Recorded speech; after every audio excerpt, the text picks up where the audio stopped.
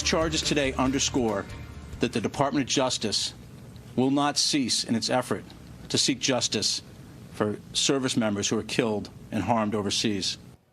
First at 11, federal prosecutors announcing the arrest of 2 Iranian men, including one from Massachusetts. Thanks for joining us. I'm Glenn Jones. And I'm Priscilla Casper. They were arrested in connection to January's deadly drone strike in Jordan that killed these 3 U.S. service members and hurt dozens more. We have team coverage tonight. Kirsten Glavin is outside federal court in South Boston, and Jericho Tran is in Natick, where the home of one of the suspects was raided.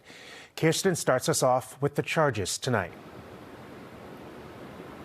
Yeah, that's right. His name is Mahdi Sadeghi, and he did not speak in court today at the guidance of his attorneys.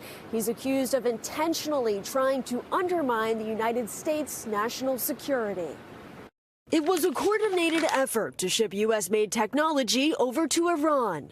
My name's Joshua Levy. That's according to federal prosecutors who now say they've arrested a man named Mahdi Sadeghi, a dual U.S.-Iranian citizen living in Natick, and his alleged business partner, Mohammed Abedini, living in Milan, Italy. The complaint charges both men with conspiring to violate United States export laws designed to protect sensitive technologies. According to federal prosecutors, an investigation started in January after a fatal drone strike in Jordan killed 3 American soldiers, injuring more than 40 others on that base. That drone, the key for investigators. We often cite hypothetical risk when we talk about the dangers of American technologies getting into dangerous hands.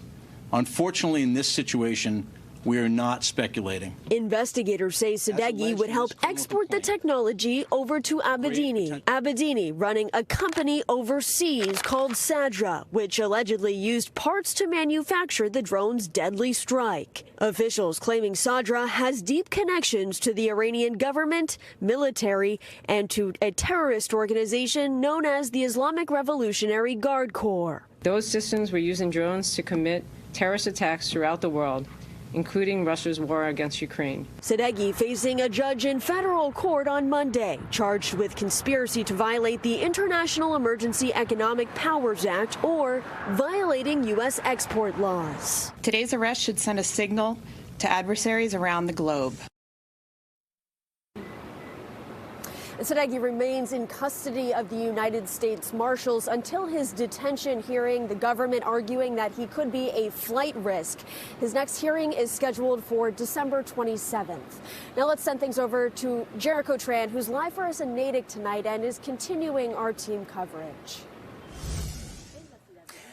Yeah, FBI agents have been here at 85 Woodland Street all day long. This is the home of Mahdi Sadeghi. They have been out here for hours. I can tell you there is still a police car right out front of that home. I spoke with neighbors and they say this is not something that happens often.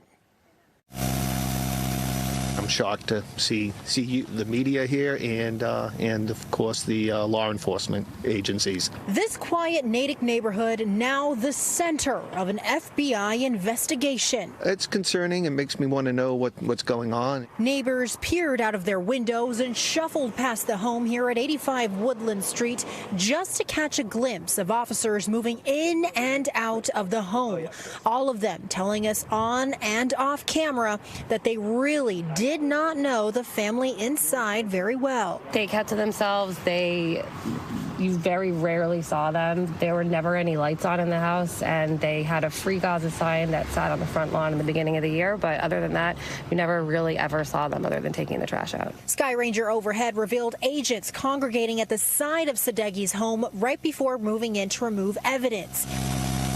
Both Sadeghi and Mohammed Abedini have been charged with conspiring to leak U.S. technology abroad, resulting in a fatal drone strike in Jordan. It's terrible. It's horrifying and terrible, and hopefully they've got the right people, and it's horrifying. Neighbors say they knew a family lived inside the home, saying they've seen children living there, but we're not sure how many people in total lived inside.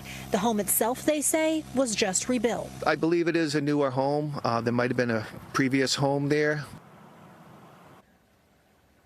And as that investigation continues, officials say that at this time there is no immediate danger to the public. In Natick, Jericho Tran, NBC 10 Boston.